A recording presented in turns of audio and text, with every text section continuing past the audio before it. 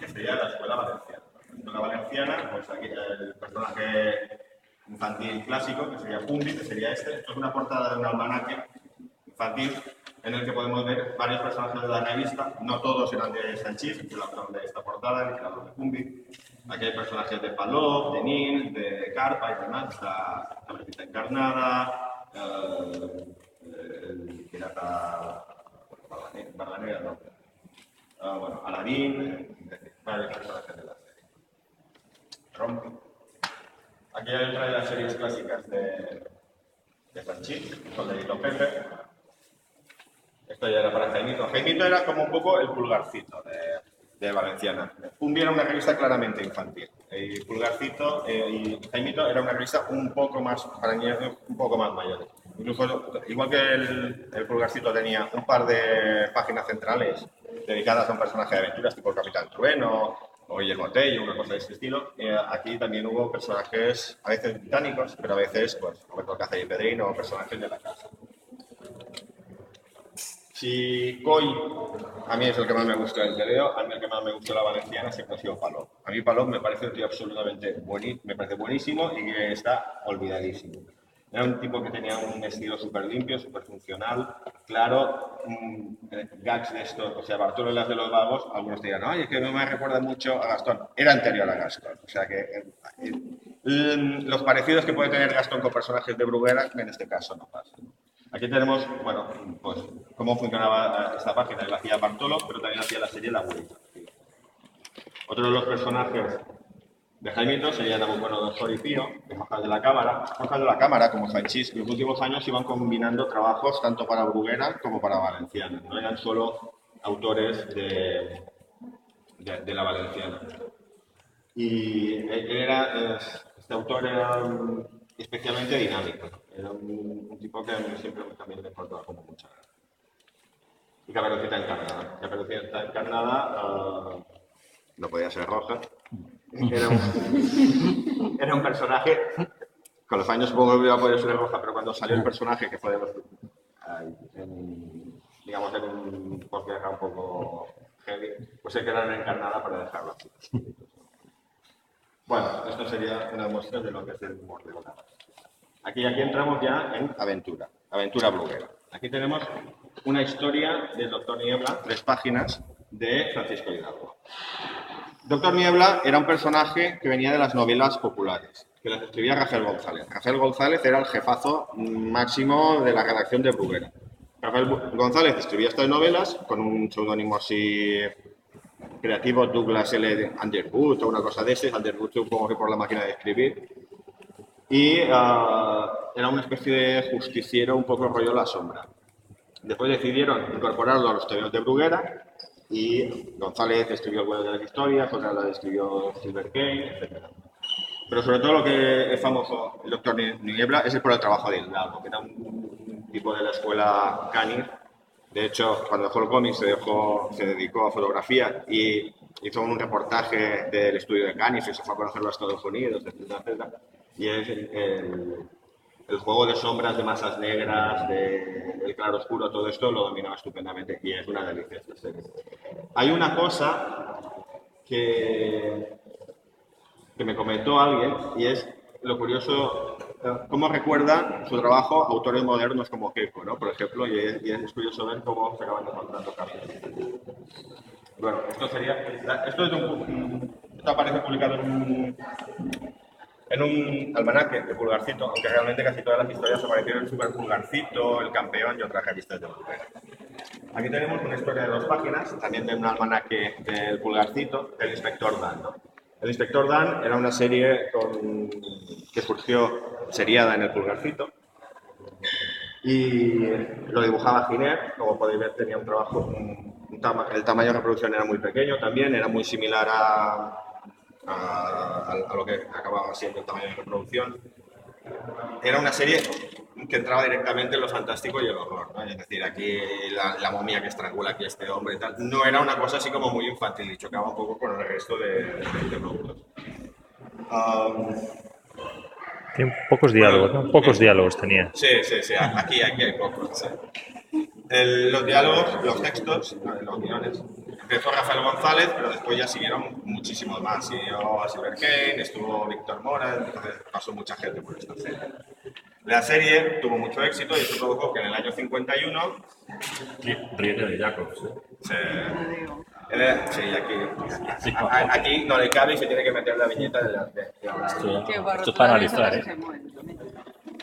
Y bueno, en el año 51 el personaje se hace muy popular y entramos en los cuadernillos. Esto sería la portada del número 3 y una de las páginas, también con este rollo macabro, aquí con este... Sí, tiene una... Sí, lo que pasa es que piensa que el Kirby había aparecido en el 46 y sí, pero bueno, y esto es del 51, pero el personaje ya venía del 47, o sea que es difícil que... ¿Por qué están los diálogos? ¿Cuál es?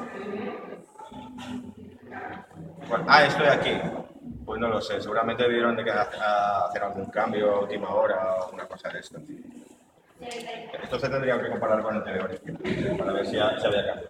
A ver, yo os explico. El formato esto lo había apaisado, el cuaderno de aventuras, venía de Italia, era un formato que venía de Italia. Hubo algún editor italiano que se instaló en España en los años 30 y empezó a publicar alguna cosa. Y después vino Hispanoamericana, que publicaba también material, adaptaciones. Difulmine. Adaptaciones de cómics italianos como Juan Centella, que era Difulmine, y tiras de prensa americanas, que empleaban este formato paisano, ¿no? Entonces este formato se popularizó durante muchísimos años. Realmente fue en los 40 con Roberto Cáceres Pedrín y el Guerrero del Antifaz y tal, cuando se puso muy de moda, pero bueno, hasta principios de los 60 estuvo realmente funcionando. Entonces, dicen que desapareció a finales de los 60 porque entró el padre Jesús María Vázquez, un dominico, en el Consejo de Información y Publicaciones Infantiles y Juveniles, una cosa así se llamaba, que lo que hacían era meter censura. Entonces, aparte de, por ejemplo, que en el año 64 prohibiera la aparición de la publicación de superhéroes en España y cosas de estas, eliminó muchísima violencia. Entonces, muchos elementos ya eran absolutamente publicables, el nivel bajó, etc. También la televisión, bueno, sea lo que fuere, la cosa desapareció. Yo tengo una teoría también, que es que el formato tan barato, con tan pocas páginas, no cundía. Entonces, como no cundía, a la gente no le interesaba demasiado. Los italianos que iban con este formato, yo creo que fueron un poco más espabilados. Lo que hicieron fue reconvertir este formato en formatos mensuales, los semanales, con más presencia en el kiosco, más páginas, y la cosa siguió funcionando bien. Bueno, si hemos de hablar de un personaje de aventuras clásico de Bruguera, realista de aventuras, es el Capitán Trueno. Aquí tenemos una página de Ángel Parra. El creador era Ambrós. Durante mucho tiempo lo que se hacía era recortar una serie de caras y pegarlas encima de las caras de los personajes que dibujaban los otros autores. Entonces, era un poco, a veces incluso se ponían expresiones que no eran las más adecuadas en cada momento, y era un poco desastre. Yo creo que por esto aquí Pardo lo dibuja todo de espaldas, porque así no le pueden poner nada por encima, ¿no? Bueno, estas páginas, tanto esto que es del Capitán Trueno, una serie que aparece en el año 56, como esta del Jabato, que es del 58, de Darnís, las dos escritas por Víctor Mora y que son de los ejemplos clásicos de TV de aventuras españolas, son de las pocas que se han conservado, porque cuando después empezaron a reeditar, en un acto un poco suicida por Bruguera, debieron decir: tenemos aquí un montón de material, ¿qué vamos a hacer? Lo reeditamos y no hemos de pagar a ningún dibujante. Claro, ¿qué pasa? Primero, que se encontraron con el padre Vázquez y empezó a hacer cosas como gente que se moría sin que le caía ninguna flecha y cosas así como un poco extrañas, ¿no? Y después que la gente al final, claro, el material, al no aparecer nada nuevo, la gente se va desenganchando un poco con los años. Pero los fenómenos de Bruguera, bueno, no se puede decir otra cosa, lo que hacían era coger los originales, recortarlos y pegarlos. Y entonces, hace años en el Salón de Comedia de Barcelona se hizo una exposición de Víctor Mora. Entonces había páginas de las primeras aventuras del Capitán Trueno, del Jabato, y veías los originales que habían sido recortados, pegados, con todos los diálogos, con textos mecánicos, en fin, una cosa bastante terrorífica. Pero bueno, estas dos han conseguido sobrevivir. Con las de humor hacían algo parecido. ¿Eh? Con las de humor hacían algo parecido. Guardaban las que pensaban que iban a reeditar y las otras iban a la basura directamente. Bueno, o la rompían directamente. De hecho, algunas de estas que han sobrevivido, yo las he conseguido por dibujantes de Bruguera del estudio, que contaban que había un Bedel que era borracho. Había un Bedel bastante borracho que decían, los tienes que romper y tirarlos a la basura. Y el tío pasaba, los tiraba directamente a la basura. Y cuando el tío se escondía, los dibujantes del estudio iban, cogían lo que podían de la basura y se iban para casa. O sea, una cosa, claro, son historias así un poco terroríficas. Las reediciones del Capitán Trueno, primero en blanco y negro, el Trueno Gigante, después ya a color, sobre todo destacan por las portadas de Bernal, ¿no? Antonio Bernal era un señor que había hecho Vendaval con Víctor Mora para Bruguera, un cuadernillo y tal. Pero a él lo que realmente era bueno era pintando. Entonces hizo una serie de portadas como muy míticas. Aquí tenemos una del Capitán Trueno y aquí otra del Jabato. El formato real era este. Porque el formato era así y después se quedaba una franja blanca que era donde iba el Jabato, color, número, no sé qué, tal, lo que fuera. Esto es cuando Bruguera cerró y compró Bruguera Ediciones B. Ediciones B volvió a sacar el túnel a color, etcétera, pero con otro formato. Entonces no les gustaba lo de la franja. Entonces Bernal le pidieron que pintase un trozo arriba para que les cuadrase con el formato. Por eso tiene este formato. Y aquí no se aprecia mucho, pero si miráis aquí hay como un relieve, que es el momento que le pegó un trozo de cartulina y se puso a pintar por encima. Bueno, el Capitán Trueno, Ediciones Forum de Planeta de Postini en el año 87 publicó Nuevas Aventuras del Capitán Trueno con varios dibujantes, y Ambrós, el dibujante original, hizo 2 portadas y 3 pósters. Esto sería uno de los pósters que hizo, y esta la portada del último número. Sería el último dibujo publicado de Ambrós del Capitán Trueno. Y bueno, pero otra de las series, entre comillas, clásicas de realistas de Bruguera, La joya literaria juvenil.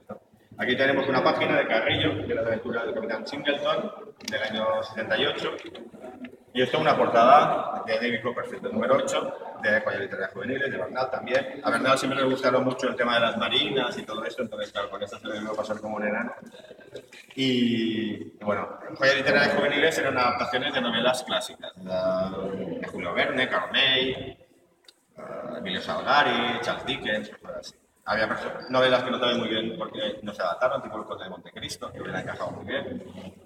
Y era un poco una sucesión de lo que había sido la colección Historias, que eran unos libros que combinaban 3 páginas de texto con una adaptación de una novela famosa, o una biografía o lo que fuera, y después una que era la versión en cómic del texto. A veces si leías solo la parte del cómic era un poco galimatías, porque había cosas que se perdían y tal. Aquí respiraba un poco mejor y había algunas que eran mejor que otras.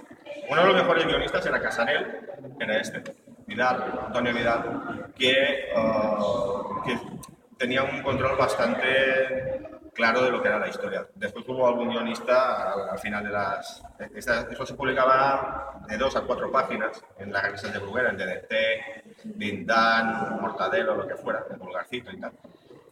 Y Vidal funcionaba bastante bien, ¿no? Después hubo otros bastante terribles, hubo algunos muy buenos, como Andrés Martín o Víctor Mora, entonces hubo un poco de todo. Una cosa que a mí me gusta comentar es que, por ejemplo, Víctor Mora a veces tenía que adaptar una novela, pero como no sabía qué novela leer o no le daba tiempo, decía que adaptaba un autor que se llama Vincent Mulberry. Vincent Víctor, Mora, Mulberry, y se contaba una historia así que le apetecía. Había una que se llama Claudio y la tabla redonda, que es una versión en plan Príncipe Valiente, que a mí me encantó y que yo me pasé años buscando la novela y que no la encontraba. Tío, hasta que lo descubrí, que es una cosa que me dio mucha rabia en los años. Bueno, esto, sección Aventuras Bruguera, sección Aventuras Escuela Valencia. Aquí tenemos 2 portadas y varias páginas de Bañó, padre, con guión de Tortajada, de Milton el Corsario, que era una serie de los años 50, así en plan piratas y tal, ¿no? Baño, sobre todo, es conocido por el Roberto Alcácer y Pedrín. De aquí veréis que hay series muy conocidas que no hay, sobre todo de la valenciana, porque los originales de la valenciana desaparecieron de un día para otro. prácticamente se trasladaron, están perdidos en un almacén de Madrid, he oído de todo. O sea, en Valencia no sé muy bien qué pasó, pero hubo un poco de desastre, ¿no? En ese sentido, por la Valenciana y también en Maga. Porque, por ejemplo, en Maga vendieron casi todos los originales a peso a un trapero. Entonces, los coleccionistas de originales iban al trapero y él les vendía los originales, pero no les dejaba elegir. Les decía, ten 1 kilo de originales, tanto. Y era un poco sobre sorpresa, ¿no? O sea, una cosa un poco terrorífica. O sea, por eso es complicado. Bueno, esto, donde nos trasladamos aventuras, esto es de la Valenciana, esto es ya Maga. Esto es Apache, que se llamaba así por la película de Burt Lancaster y tal.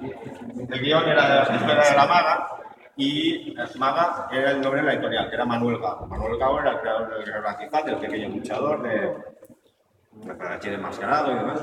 Y tras un intento de una editorial que se llamaba Ugarga, hizo Maga. Normalmente los guiones de Maga casi todos fueron de Pedro Quesada, que era su cuñado. Y muchos de ellos fueron dibujados por Miguel Quesada, que también era un cuñado suyo. Entonces el otro gran guionista de Maga era Pablo Gago, que era el hermano de Manuel Gago, era una cosa como muy familiar. Bueno, Apache era una serie de aventuras y tenía un poco una premisa un poco parecida a lo que era el Guerrero Antifaz. El Guerrero Antifaz tiene una premisa que a mí me encanta, es decir, el tío, el malo, Alicán, el moro secuestra a la cristiana, se casa con ella, tienen un hijo, pero resulta que el hijo no es del Alicán, estaba ya embarazada cuando la secuestran. Y el hijo se dedica a matar cristianos durante años. Y después se entera de que no es hijo del cristiano. Alicán se enfada, mata a la madre. Y el tío ya no sabe, quiere matar a Alicán, pero no puede ir con los cristianos porque si no sé qué. Bueno, ayer era un dramón tremendo. Una cosa que ahora lo miras y dices, esto se lo veía a los niños, que hay violaciones y hay de todo aquí metido.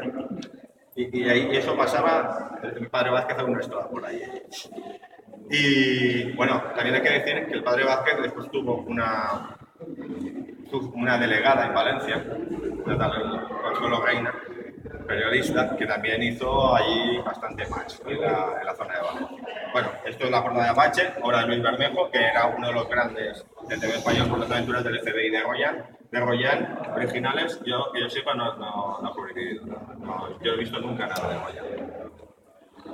Y otra de las series con un indio bueno, a diferencia de series tipo El Pequeño Luchador, que todos eran más malos que la niña, sería esta de Yuki el Temerario. Esto es una de José González no es de Vampirella, sino otro dibujante que se llamaba igual que el anterior. Y el guion era de Amorós. Los Tajada y Amorós eran los típicos guionistas de aventuras de la Valenciana, porque hicieron también un montón de aventuras del Guerrero de Alberto Cáceres y Pedrín y otras.